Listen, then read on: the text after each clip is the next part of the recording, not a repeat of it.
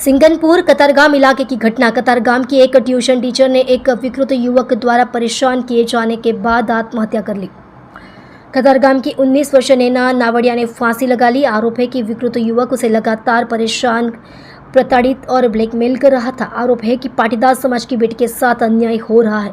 लोग social media पर अपना गुस्सा जाहिर कर रहे हैं। इस आत्महत्या के संबंध में सामाजिक नेता विजय मांगुकिया ने मुख्यमंत्री को एक पत्र लिखा था। यह सोशल मीडिया पर वायरल हो गया और सामाजिक और विकृत युवक द्वारा बार बार परेशान और मानसिक रूप से प्रताड़ित किया जा रहा था।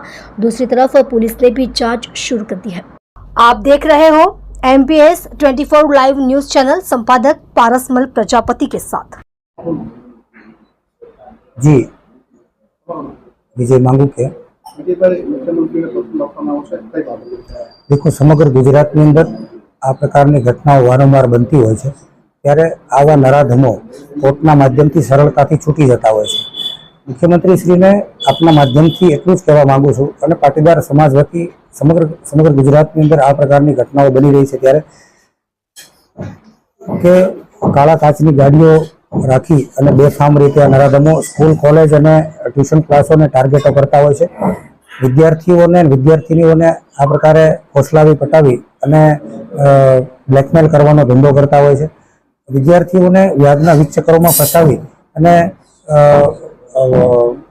એના માવતરને મજબૂર કરતા હોય છે। કારણ કે અમારી સામાજિક રૂઢિચુસ્તતા હોય છે કે દીકરીનો બાપ કે દીકરાનો બાપ ફરિયાદ કરવા જઈ શકતો નથી। એ સ્વાભાવિક દરેક સમાજની અંદર હોય છે અને એના કારણે મજબૂરીનો લાભ લઈ અને આ પ્રકારના અસામાજિક તત્વો, વિકૃત માનસિકતા ધરાવતા અસામાજિક તત્વો જે છે તે એનો લાભ ઉઠાવતા હોય છે। અને એટલા માટે ખાસ મુખ્યમંત્રીશ્રીને જણાવવાનું છે આપના માધ્યમથી કે આ પ્રકારના જે આવારા તત્વો જે સ્કૂલ કોલેજ અને ટ્યુશન ક્લાસોને ટાર્ગેટ બનાવીને જે ગાડીઓની ઘોડી ચડાવીને કાળા કાચની ગાડીઓ લઈને જે નરાધમો ફરે છે, જે નરાધમો ખુલ્લે આમ એમ કહે છે, તંત્રને પડકારે છે કે અમારું કોઈ કાંઈ કરી લેવાનું નથી, અમે આ જ કરવાના છીએ। આ બાબતને લઈ અને ગૃહ વિભાગ અને તંત્ર જાગે અને કડકમાં કડક કાર્યવાહી થાય ને એક દાખલો બે સમગ્ર ગુજરાતની અંદર કે આ પ્રકારના નરાધમો હવે પછી ક્યારેય આ પ્રકારની હીન કૃત્ય ન કરે, એના માટે કડકમાં કડક કાર્યવાહી થાય ને જેલના